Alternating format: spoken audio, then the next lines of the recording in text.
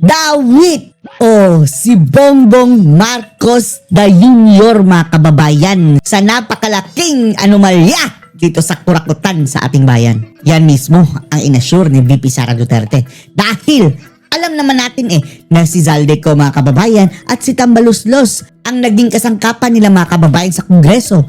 And then, sino ba daw ang pumirma? At sino ang nag-authorize nito? Ang ating presidente mismo, mga kababayan. Oh, kaya wala daw kawala dito si Ngagva. Na kung idadagdag ito, mga kababayan, sa listahan ng mga impeachable offense niya, ay sangkatutak na daw, mga kababayan. Kung hindi lang daw ginawang kasangkapan ni bangag itong mga politicians, matagal nang na-impeach iyan. Panoorin niyo po, mga kababayan, ha? So, ang binanggit ko noon, Martin Romualdez at si Zaldico, dahil alam ko, based on my personal knowledge, Personal na sila knowledge. may control ng budget. Alam naman natin yan, mga kababayan. Tapos ngayon, ang sabi ng ICI, di ba, nagbulada sila. Mayroon na daw warrant of arrest, Tambaluslos, pero wala. Diba, binawi, mga kababayan, ng ICI. Ang sabi, wala daw silang nakita. Ay, nako. Wala daw silang nakitang direktang ugnayan, mga kababayan. Sa Lord. Hindi makakagalaw ang chairman ng Appropriations Committee kung hindi siya inutusan ng Speaker of the House of Representatives. The balutot speaker. So, yun yung part nilang dalawa, di ba? Yung lahat nung pagtago ng mga pag-insert. Pag-insert. Ang tawag nila, no? Pag-insert ng mga lahat ng pera. Mas madali kasi kapag insertion, mga kababayan, dahil hindi na nai-scrutinize. Doon na nila sa final stage, mga kababayan, wherein nagbabike cam na sila. Right before pirmahan ni Bangag, mga kababayan. Doon na nila i-insert. Para kukunin nila. At yun, nagagawa nila yun. Kung hindi man sagad, doon sa bike cam. Kasi nadaan pa niya ng Senado may negosyasyon pa doon sa Senado. So ang final document niyan ay nandoon sa GAB. Tapos hindi ko na kailangan sabihin na kasali yung Pangulo dyan. No need to say because talagang kasali. Kasi kitang-kita naman natin, kanino bang pirma? Sasabihin na naman niya, hindi niya pirma yung nandoon sa GAB. Wala ko, AI na naman, mga kababayan. O baka guni-guni na naman ni Marcos na yun yan. Hindi. Ako yan. Hindi ako yan. Hindi niya kinilala, mga kababayan, ng kanyang sarili dahil si Aimee, that is not my sister. Diyos ko, Lord. Hindi, si Ferdinand Marcos Jr. ang pumirma dyan. Ferdinand Magellan. Ang ebidensya ng kanyang participation is yung pirma niya sa GAB. Wala nang ibang kailangan na evidence ng participation ng President dyan. Dahil siya yung nag-submit ng NEP. Nakita niya kung paano Minagic. Talagang, mga kababayan. Kumbaga, wala na. Niretoke, mga kababayan, hanggang iba na ang itsura. Anong ginawa ng Congress doon sa NEP? Sa budget niya yun, ha? Budget yun ng administration kasi siya yung nag-submit doon. Nakita niya kung ano yung ginawa ng Congress doon. Pero pinirmahan pa rin niya. Pinirmahan pa rin. Yeah. Kaya walang lusot si Bangag. The General Appropriations Act is the best evidence against him. Accountable siya because he allowed the insertions. So that is a culpable violation of the Constitution. Culpable violation of the Constitution. That is Betrayal of public trust. At using pulburon is a betrayal of public trust and a criminal offense, mga kababayan. Allowing the ICC to enter ang dami na no. Republic of the Philippines is culpable violation of the Constitution. That is against our national sovereignty. Ang dami ng patong-patong na. Offenses ni Ferdinand Marcos Jr. Magellan, patong-patong na, mga kababayan, ang mga impeachable offenses. Why will we waste our time in filing a impeachment complaint? Nagtatanong, mga kababayan, ng media na, sige, mag-file ba kayo ng impeachment? Sabi ni BP Inday, walang kapupuntahan dahil etong mga politicians na magpapa-impeach sa kanya, supposedly, mga kababayan, bumangag lahat, kasabwat. Binusog na sila Na alam naman natin hindi papansinin ng House of Representatives, 'di ba? Kung may mga grupong kumakausap sa'yo, na sila yung mag-leader sa House, fine. Kung may Walang kumausap pa lang. sa akin na gusto nila na mag-file ng impeachment or humingi sila ng tulong ko para mag-file ng impeachment. Walang ganun. Pero ang sinasabi ko lang, ang dami ng impeachable offense. Tapos ang pina-impeach pa nila mga kababayan no, si Sarah. Buti na lang unconstitutional mga kababayan. Doon mga kababayan yung ginawa nila kay Sara Duterte. Unconstitutional na ha. Sinabi ng Korte Suprema. Doon mga kababayan, pwede pa nga silang balikan ng kaso doon. Yung pambabribe mga kababayan. Graft yun. Ni President Marcos. Stress yung mga sangkot sa flood. Oh, eto. Interesting ito mga kababayan ang sinabi ni Atty. Topacio. Isa sa kanyang topic dito mga kababayan, isa sa kanyang topic ay ang rason mga kababayan kung bakit bumangag itong si Ping Lacson. Sumama sa Bagaong Pilipinas at I love Marcos na mga kababayan at naging tagapagtanggol pa ni Marcos na Jr. Ano? Alam nyo ang anong dahilan? Maroon pa lang dahilan yan mga kababayan. Ito. Sinabi ni Atty. Topacio. Isa-isa sa kanyang mga topic. Pakinggan niya. Mas nai-stress yun. Kasi si Saldi ko pumayat. Opo. Pumayat si Saldi ko. Pumayat. Tipo. Pumayat na siya. Parang pumayat eh. At sa ito kasi O nagsipayatan mga kababayan, no? parang nawala na siya. Ano ba ganun eh. No?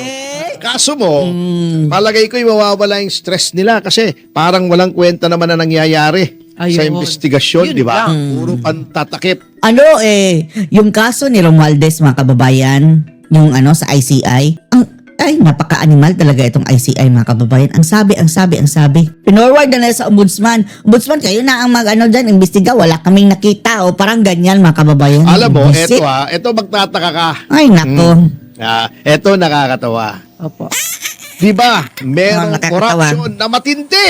Pinakamalaking Matindi. pagnanakaw sa kaysaysayan ng Pilipinas. Worst in history mga kababayan ang korupsyon ni Marcos da Jr. Natalo pa yung mga alegasyon noon tungkol kay Marcos Sr. Ha? Tinalo. Yung 21 years ni Marcos Sr., ginawa lang ni Da Jr. ng 3 years mga kababayan. Grabe, ultimate na kurakutan. Grabe no, from tatlong generasyon na magnanakaw mga kababayan. Marcos Sr., Marcos Da Jr. at saka yung ni Sandro mga kababayan. Ngayon, implicate na siya sa kurakutan ni Zaldico. Talagang ang break the record na lang pala talaga ng Marcos Sr. ay Marcos Jr. So, his father... And Marcos, the third. The third na ba si Sandro? Hindi. Sandro Marcos mga kababayan. Ngayon pa lang, kapag maging presidente yan, gaya ng plano ni na Lisa Araneta, wala, ngayon pa lang. He is the most corrupt na siguro pagdating ng panahon. Tatalunin niya si Da Jr. Itong si Sandro siguro mga I kababayan. must be proud of him. Bilo mo, nalampasan niya. Yung pinagawa nung ama. Grabe. Oh, Anyway, Aha. kita mo, Nalampasan sa di- kabalastugan. corruption. Opo. Tayong mga taong bayan ay nagalit. nagalit Siyempre, na. Sino ba naman hindi Ah. nagalit? Pera natin yan. Walang matutuwa. Pero except lang mga kababayan sa mga dilawan dahil although sila mga kababayan nagreklamo pero dyan ka pa rin Marcos, wag kang bumaba dahil si Sara Duterte ang papalit. Di bali na magnanakaw, wag lang ang mga Duterte. Okay, nag-rally tayo. Nagrally.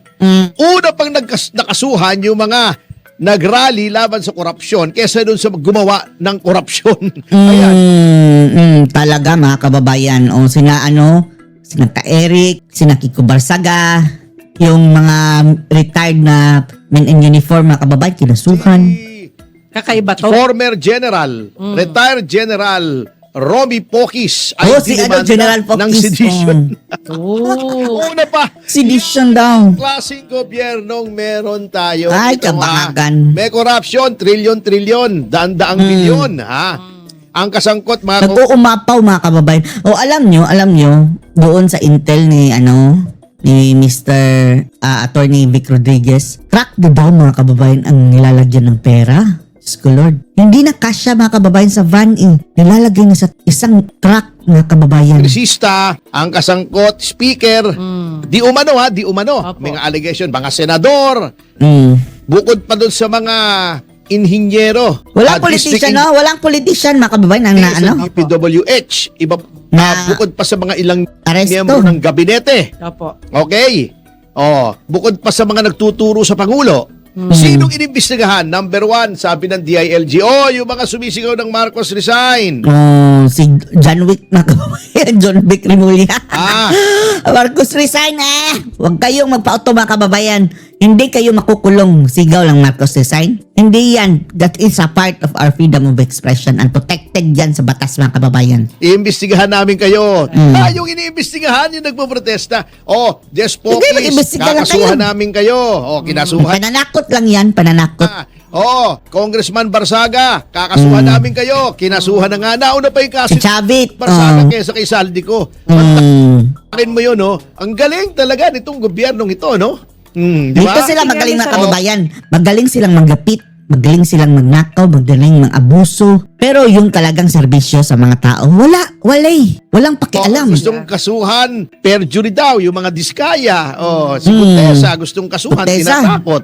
May witness, yung sinasabi ni Mike Defensor. Pati pa si Senatong Marcoleta mga kababayan. Kakasuhan din nila. Tinakot. Di ba? Opo. Tinakot at parang in-exile pa kung saang lugar, di ba? Hindi naman sasabihin ni Mike Defensor yon kung wala siyang pruweba. Dating sekretary yun, dating executive secretary, dating DNR secretary, di ba? Dating congressman. Bakit siya magsasabi ng hindi totoo? Yan ang sinasabi ko Pagka mayroong nagsasalita ng laban sa kanila, sisiraan nila. Si Senator Amy Marcos, yung sinabi tungkol sa drug use ni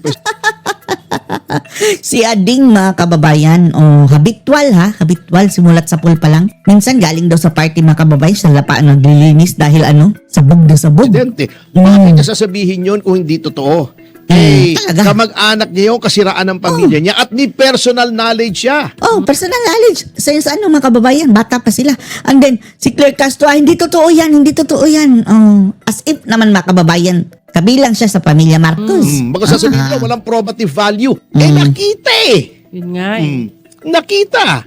Aha. Si 1978, mga kababayan, Rolling Stone, in-interview. Andun sa NME Magazine. Kilo-kilong pulburon, mga kababayan, dinadala daw ng anak ng presidente na Junior. Eyewitness siya. Wala na naman probative value para kay Ping Lacson. Opo. Sasabihin niya, 2,000 involved. Pero ayaw naman niyang sabihin kung sino. 2,000 involved. Contractor, assistant district engineer, yung mga dilis. Yung mga buhaya, yung mga balyena, yung mga pating. Ayaw niya. Bakit? Kasi, since knocked out si Martin Romualdez sa pagiging presidente, kasi yun ang Wala na. Pero no need na mga kababayan kung malulusutan ito ng Romualdez. Sabi niya, worth it ito. Kahit hindi ako naging presidente, napakayaman ko na. Isipin nyo na lang, ilang bilyon mga kababayan ang nilapa nila. Not in 100,000 million years mga kababayan na kaya natin yung kitain sa ordinaryo natong trabaho. Sa kanila mga kababayan, isang araw bilyon. Diyos ko Lord. naman ni Martin, pero hindi na pwede talaga. Wala na talaga ngayon. Naghahanap ng alternative na ikakandidato ang Malacanang sa 2028 na kontrolado nila. Eto na mga kababayan, ang sinasabi natin na kung bakit si Lacson mga kababayan humimod na sa kapuetan ni Bangag mga kababayan. Eto ang dahilan Ang pinagpipilian dyan, either si Ping Lacson o si Riz Ontiveros. Kaya naman pala mga kababayan, dahil gagawing standard bearer ng mga bangag sa 2028. Dahil wala silang mga kababayan wala silang legitimate na kandidato mga kababayan. Maliban na lang nitong mga ugas na to. Maghanap sila ng susuportahan mga kababayan na aabsueltuhin sila pagdating ng panahon kapag wala na sila sa pwesto.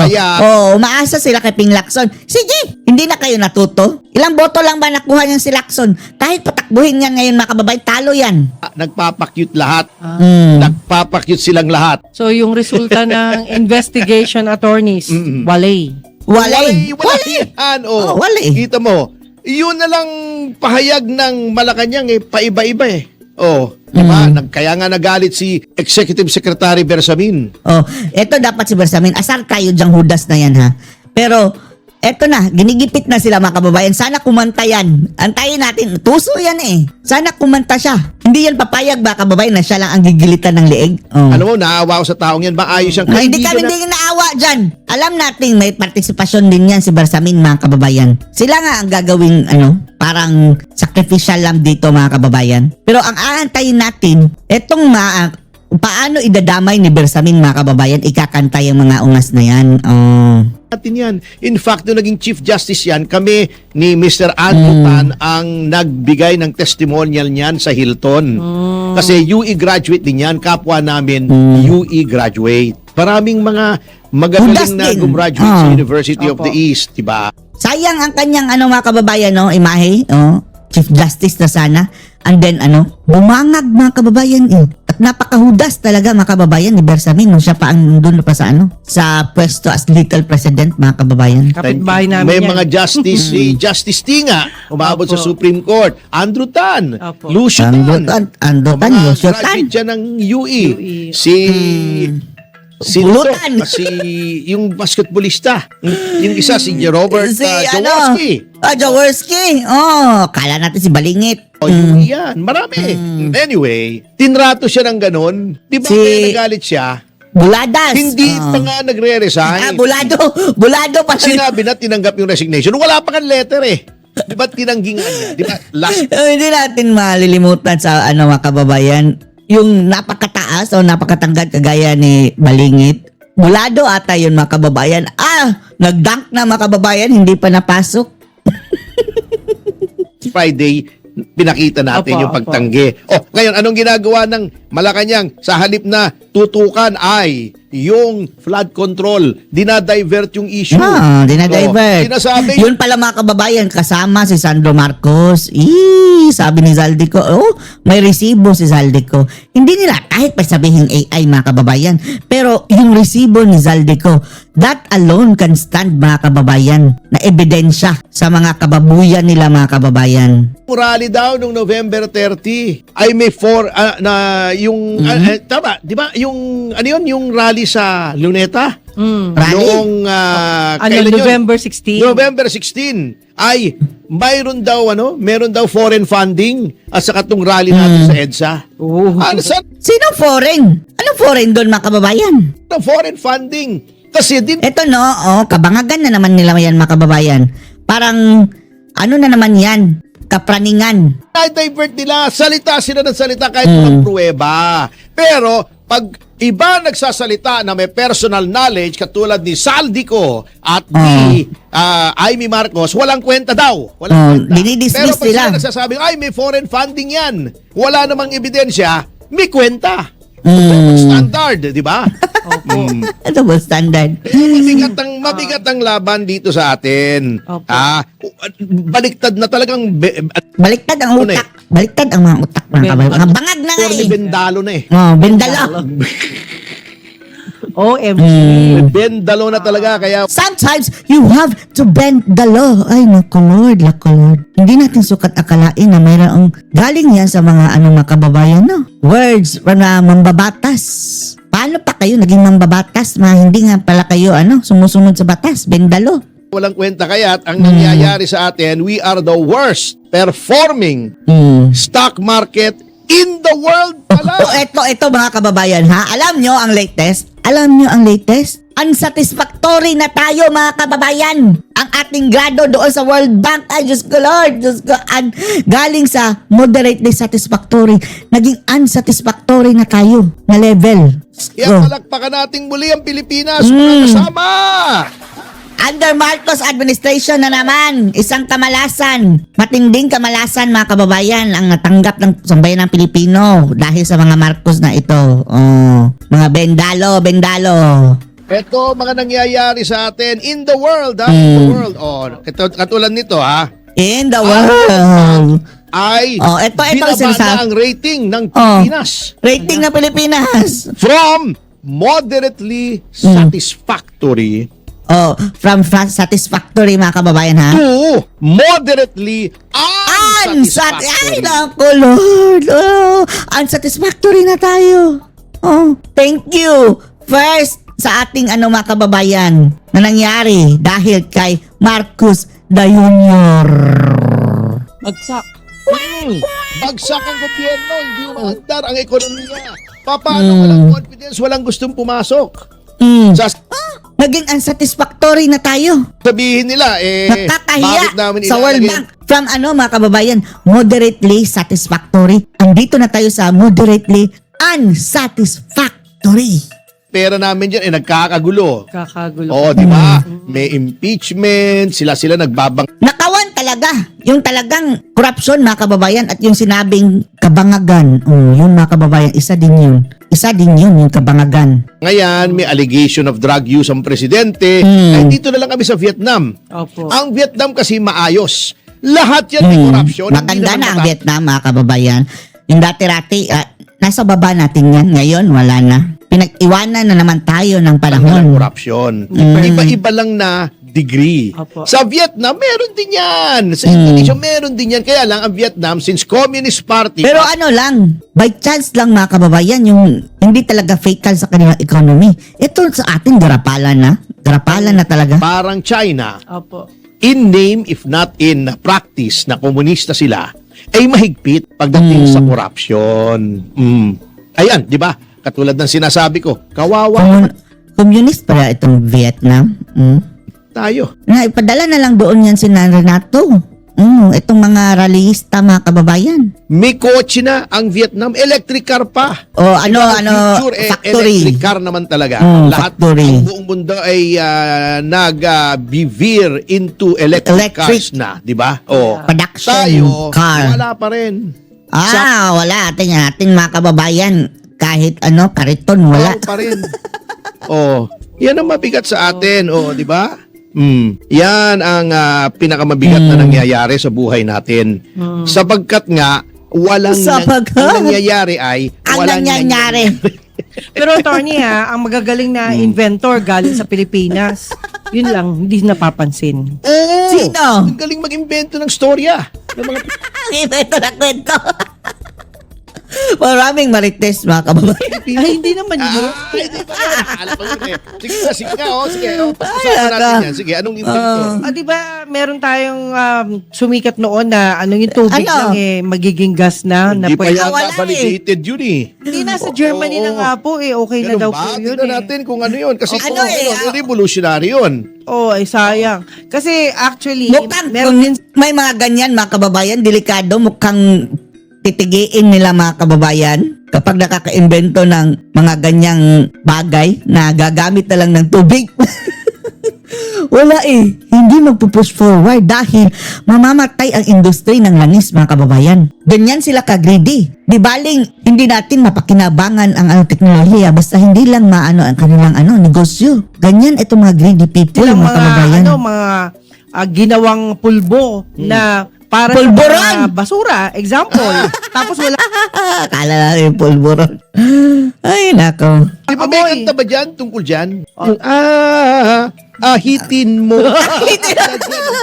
Ay, ikaw Anong ganun kanta? Ahitin. ay bukas pala attorney, darating si Joey Ortiz. Anong Sino connection yan? sa invento ng Ay, pulbo? hindi, baka makalimutan. Alam ko, may connection ko dun sa lang. pulbo. Kala ko magpupulbo rito si Joey Ortiz. Pupulbo. Hindi po, namimiss ka rin niyang kumanta. Sige. Yun. Oo naman. oo. Talagang game na game tayo bukas. Alam mo, talagang maniniwala ako dyan. Isa pa, napakagaling na inventor dito. Sino po? Si Nanette Inventor.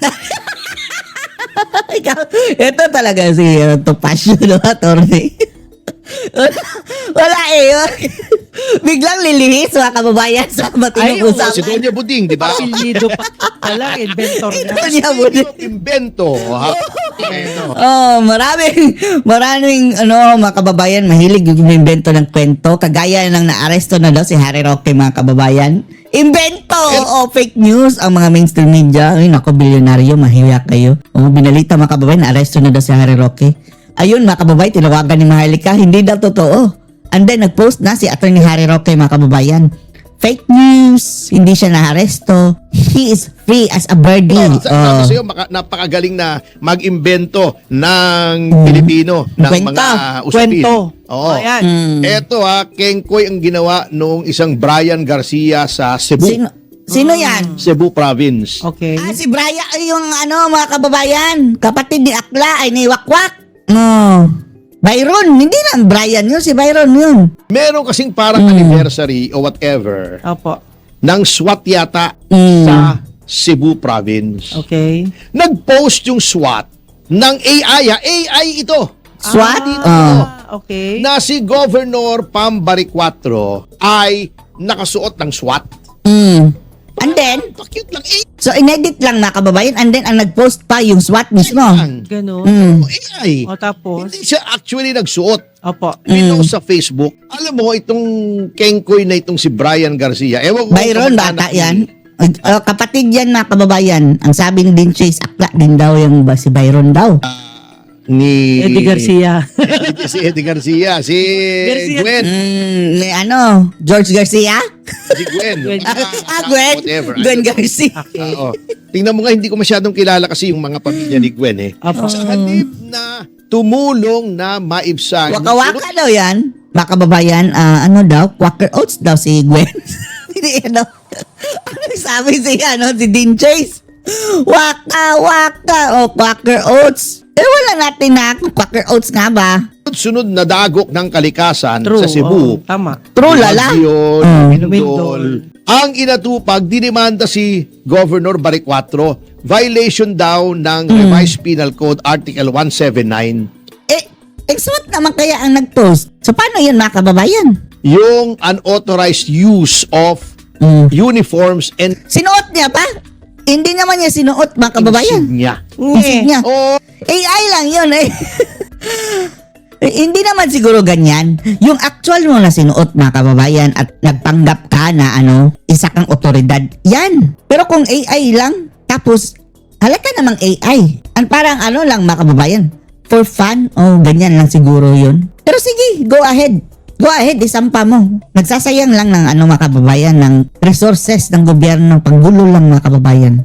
Kala ko ba AI? Bakit magiging ganun? yun nga, unang-una, AI yun. Hindi naman Opo. talaga nagsuot. Yun ay parang pagdiriwang lamang, pa-cute yun eh. Opo. Number 2, yun pong unauthorized use of insignia. Pamilyar ako sa batas na yan. Yes. Kasi may ulalo din eh. Na Ulalo. nagdemanda sa amin noong ginamit namin yung uniforme ng SAF at ng pulis sa Mama Sapan. Ulalo. Kikwento ko sa iyo eh. The movie, Nakakatawa yes. yan eh. O, eto. Yan pong nakalagay na elements of the crime. Elements Hindi ka miyembro ng grupo na yun. So, hindi ka pulis, hindi ka military, hindi ka doktor, hindi ka pare, etc. Pati yung uniforme ng pare, ha? Opo. Okay. Number 2, wala kang pahintulot na gamitin yon. Number 3, improper. Hindi tama ang paggamit mo. Anong ibig sabihin na improper? Gusto mong paniwalain ang isang Yung talagang suot mo talaga actual. Pero kung sa AI lang, wala, nag-aaksaya lang ng mga kababayan, kuryente. Aksaya lang kayo ng papel sa pag-file nyo ng kaso at aksaya lang din sa court ng mga kababayan, oras ng korte. Supposo hindi dapat ilalaan mga kababayan sa mga importanteng kaso sa pagsasampa ng may sala sa flood control o wala na, makukuha na ang mga kababayan tao panahon. na ikaw ay pulis. Ayun. Nang Yes. hindi ka naman pulis o military ka, hindi ka Opo. naman military o traffic enforcer o Opo. barangay tanod, yung mga ganon, diba? O NBI o PSG, Opo. yung mga ganon. Kasi yung NBI may tsapa yun eh. Yes. At insignia yun eh. Opo. O, yun po ang pinaparusahan ng batas. O hindi yung basta nagsuot ka lang, wala namang maniniwala. May maniniwala bang SWAT si Governor Baricuatro? Hindi po. Malaki ang kakulangan mo. Malaking luwag ng tornilyo mo sa ulo kung dahil nagsuot lang ng SWAT si Governor. Maluwang tornilyo sa ulo. Naniwala ka na SWAT siya. Yun ang gravamen of the offense. Oh. Kaya ka nag-uniforme, may masama kang binalak. Intention. Nagsisisita ka doon sa isang kanto. Oy, traffic SWAT ako, violation SWAT ako. ka. Bigyan mo ako ng pera para hindi kita sitahin. Yun ang unauthorized use, dapat may impropriety. Opo. Etong sa Mama Sapano namin, natatawa nga ako eh. Nung Nung pelikula. nag-umpisa yung Siya aming pala ang producer. Producer ba mga kababayan sa Mama Sapano? pre-production pa lang, pre-production. Pumunta na kami sa SAF, ang commandant sa komanda. Okay. Humingi Alam. kami ng pahintulot. Pelikula yun sa kanila. Binigyan kami in writing, pahintulot. Opo. Ang kanila lamang na kondisyon, tignan ko yung script, baka mailagay sa hindi maganda Ayun. ang SAF. Papel, oo. Tinignan nila, bidang-bida nga ang SAF doon eh. Opo. Pinakita Oo ng nga. katapangan Ang kontrabida doon, mga kababayan, yung sinapanot.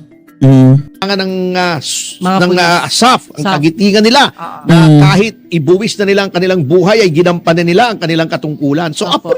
approve doon sa commandant. Mm. Hawak namin yung permit, yung Oo. pahintulot. Okay. Eto na, nagpalit ng commandant. May galit yata sa akin o dilawan. Si Panot, ang kanilang mga kababayan, Supremo. Susunod na commandant, Na iba. na alam nila hindi flattering o hindi maganda yung pelikula para sa reputasyon Ni Panot. Noynoy, kasi sumunod Ah. lang naman kami sa findings ng BOI at saka yung report ng Committee on Public Order na Senado ng pinangunahan ni Grace Poe Opo. na ang may kasalanan si Noynoy Aquino. Noynoy, Dinimanda pa naman kami, same. Wow. Same. Sabi namin, unang-una may pahintulot kami. Hinaharas nila kami. Pangalawa, yan ay punishable kung inilagay to disrepute ang uniforme. Ginamit sa kalokohan. Halimbawa, nagpulis ng rape, ng halay.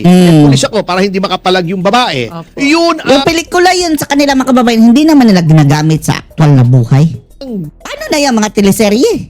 Di ba? Nakasuot ng PNP, mga kababayan. Andun pa nga si Benhur Abalos, di ba? Aktual na pulis daw siya sa Black Rider. ginagamit. Oh. O kaya, etong mabigat. Nagsuot ka ng uniforme ng pulis, pumunta ka sa ilalim ng Hindi pulis si Benhur Abalos, mga kababayan. Although, under niya ang PNP sa pagiging DILG secretary niya. Pero never siyang pulis. Pero doon talaga sa Black Rider, pulis si Benhur Nimi. tulay. Para lang sabihin, may pulis sa ilalim ng tulay. May pulis sa ilalim ng Ng tulay. tulay. May pulis sa ilalim. Limang tulay. Yun ang ibig kong May sabihin. Opo. Oo. Wala kwenta-kwenta ito Ano na ba demanda naman yan? laban kay Governor Baricuatro. Inabala mo pa yung tao. ha? Inabala, pati korte Hindi inabala. na natutulog yung tao sa pagbibigay ng saklolo doon sa mga kababayan niya sa Cebu. Bibwisitin mo pa, bibigyan mo pa ng walang kakwenta-kwentang Kakwenta kaso. mga bagay. Sino pong gumawa nun? Brian Garcia eh. Ay, Mayroon, Hindi, wag ka nang kapatid. maawa kay Governor Pam. Kalaban ni mga kababayan yung kapatid. Kalaban ni Pam Baricuatro. Tinalo actually. Si Gwen Garcia tinalo ni Pam. Kaya harassment yung ginawa nila ngayon, mga kababayan. Walang kakwenta-kwenta. Kagalit mo o Ayan na lang. katunggali mo sa politika. Opo. Maawa ka na lang sa mga kababayan mo. Kasi whether you like it or not, siya ang gobernador. At siya ang nangunguna sa mga relief efforts para sa mga rebuilding, di ba? At least para hands-on makabangon. siya. Hands-on Yun ang maganda, talaga. oo. Hindi siya hands-off. Gabriel. Hands-on. Gabriel. So, Hindi kasi yung iba kasi sir, di ba? Ang pinapapunta nila sa mga matulong-tulong na yan, ay yung mga tao lang nila. Ay, hindi to. Hands-on na hands-on. Ayun, Lahat yun. pinupuntahan niya. Sabi Yun ang nga niya, maganda. sabi nga niya nung isang araw sa akin, ako, 3 araw na akong di natutulog. Sabi ko, baka pumigil naman yung katawan Oo, mo mahirap ako. naman yun. Magpahinga ka naman, not for your sake, but for the sake of the people of the Opo. province of Cebu na ang tagal na dekada Opo. na nagtiis sa bad governance, sa masamang pamamahala. Ngayon lang nagkaroon ng Dynasty pag-asa, yan eh. kung masisira naman yung isang mga kababayan, dynasty ang napatumba ni Pam Baricuatro. health mo, kawawa naman Opo. yung mga constituents mo. At least may pagbabago na. Yun na po Malaking yun. pagbabago kita mo nga yan, no? Nanalo. Walang makinarya, walang pera, walang suporta sa mga local na politicians. Tapos ang dami ito niyang problema na mga kababayan, lumana. Sana nga lang ngayon mga kababayan, sa kanyang pamumuno, unahin niya ang disaster preparedness, mga kababayan. Nang sa gayon, sa susunod na mga sakuna, mga kababayan, hindi na kagaya nito ngayon na parang kulang sa mga kagamitan o ganyan. Parang hindi ready. Hindi natin masisisi si Baricuatro niyan, mga kababayan, ngayon dahil ano pa lang di ba May? Naupo siya June, July, August, September, October, November. Yung procurement ng mga kagamitan niyan, mga kababayan, next year pa. Dahil ang gumawa ng budget sa taon na ito, ang nag-prepare ay si Gwen Garcia. Solong katawan. Pero nanalo. kinakasuhan pa. Institusyon ang binangga niya kung pader Dynasty ang binangga. Oh. Hindi lang pader. Pader nakasandal sa Fortress ang binangga niya. Si Gwen Garcia hindi lang parang nakasandal sa pader, parang nakasandal sa poder pa. Puti. Kasi kita mo, yung anak, cabinet member, Oh. yung manugang congressman, di ba? Saan ka pa? Siya, sitting governor at the time. Olats pa rin. Ayaw na talaga ng tao. Bago ngayon, babakbakan nyo ng walang kakwenta-kwenta mga demanda itong si Governor Baricuatro. Bihira naman kayo. alam nyo, sa ginagawa nyo yan, lalo kayo nasisira Oo. Kasi tawad-tawad itong mga kaso nyo Pero ano na So, nag-AI lang mga kababayan ng uniform, kasuhan agad. nangyayari sa batas natin pag ganyan, di ba? Iisipin ho ninyo, yung mga abogado parang nawawalan ng saysay pagdating sa mga kaso-kaso yun na yan. nga, bendalo nga Bendalo! Yun ang mabigat Masakit. nga sa atin. Pinauso kasi nila ng bendalo. Pwede ba naman, di ba? Ay di forever na silang nandyan. Kasi bendalo, di ba? Kaya yun nga sila. Ang unang-unang bendalo niyan ay yung yung ginawa nila kay Remulle, lahat ng bendalo na lang Pagiging ombudsman. Para may pwesto. Dahil ngayon, mga kababayan, ang purpose nila ngayon, i-absoldo itong mga malalaking ebak, mga kababayan, na nasabit sa corruption. So si Remulle, can you imagine that? Yun nga po Oo. Nakakalungkot lang. Kaya yan ang nangyayari sa ating bansa. Lahat ng kapuitan. Ang dolyar, anong presyo Wala na. ng dolyar? Di ba? Super baba na. Eto Tapos, mga kababayan, gasolina natin, ang taas na naman. Dahil taas ang value ng dolyar. magsi-60 na yata. Sa black 60 market na. daw, 60 na. Official na ba 60? Opo. Kamote. Kung hindi mga kababayan, kung bibili ka, 61. Grabe na yan. Pandemic levels yung ating stock exchange. Parang, Okay lang sana kung marami akong dollar Kahit Alin? $1, wala akong dala. Then, nung panahon kasi, attorney, nung nasa Ang mga kababayan, hindi naman tayo natutuwa. Pero ang maraming natutuwa yung mga kumikita, yung mga vlogger. Pero isipin mo naman mga kababayan ang overall na epekto nito sa ating ekonomiya. abroad ako, ganun kababa ang dolyares. Ang peso pala. mabigat Kaya Oo. po, talo talaga tayo. Parang may pandemic, Let's- parang COVID pa. Panahon ng COVID, ang ekonomiya natin, ganon kabagsak. Opo. 4%, hindi pa malaman. And then yung dating Pangulo, di ba? Ang dami nagrereklamo. Ang dami ng flood control, baha pa rin yung healthcare. Kinuha, di ba? Di ba kausap natin yung Kinuha, ni bangag. Ngayon pa lang ibabalik. Pero yung opportunity, more than Tapos, 1 year na. talaga bang binalik mga kababayan, ha? Talaga bang binalik? Bakit hindi natin alam kung saan napunta? Kung ibinalik nila, dapat in addition sa natin ngayon mga kababayan, budget supposedly. Sana dublado. Budol na naman. Kumikita na kinuha yun, diba? kinuha yon. Yung mga deposito sa land bank, Luha. di ba? Kinuha rin. Nilagay sa gold. Maharlika Fund. Tapos talo. Bago, hindi natin alam Lugi. kung talo Lugi. o panalo. Sabi May nung iba. nire-report na profit na 1.3 billion. Ano yung 1.3 billion na kinita ng Maharlika? Kontra sa kalokohan. daang bilyon na nilustay. Doon sa flood control, wala rin O yung mga Imposible may profit. Kung may profit yan mga kababayan, pinakita na yan nila. Nagyabang na yan. Bola lang yan. bakit hindi nila maipaliwanag? Yung Wala nga pagbenta daw ng opisina ginto, daw, habang lahat ay namimili ng ginto para yung kanilang gold reserves ay tumaas at maging matibay ang kanilang economy. Tayo nagbenta. Tayo lang ang nagbenta. At tayo lang ang nagbenta ng ganong karami. Lugi Sa pa. Di ba? 100 billion pesos mga kababayan ang nalugi natin dahil binenta natin ng mura. ng gold trading. Ayun, yun ang masakit. Kasi Oo. yung iba dapat iniipon daw yan Okay, definitely. Savings at Definitely. Bangko Sentral, lahat ng Bangko Sentral, paramihan ng Gold ginto reserve. yan. Yun yung yung fallback mo yan Opo. Pag nagkanda, loko-loko ng lahat. Yung ginto, laging tumataas ang presyo. Bakit natin ibinenta? And then, yung pinagamitan, hindi malaman kung iyon ang ginamit sa flood control para madagdagan yung flood control. Mabigat. PDIC, kinuha. Yun ang last resort ng Ang mga problema, no? Ang problema, mga kababayan, no? Binenta daw ng palugi, mga kababayan. Ang problema kung kung ang bumili lang din, baka ang mga bangag, mga kababayan, tapos gamit lang din ang pera ng Pilipinas. Kaya binili ng discount. Naloko na. depositor. na-impair ng more than 30% yung financial strength ng PDIC Opo. dahil kinuhanan nilang 107 billion. Ano ba naman yan? Ayun. Di ba? O. Kaya sa notang yan, mga kasama, Ay, sa notang yan. Oh, anong masasabi niyo dito mga kababayan? Post your comments below.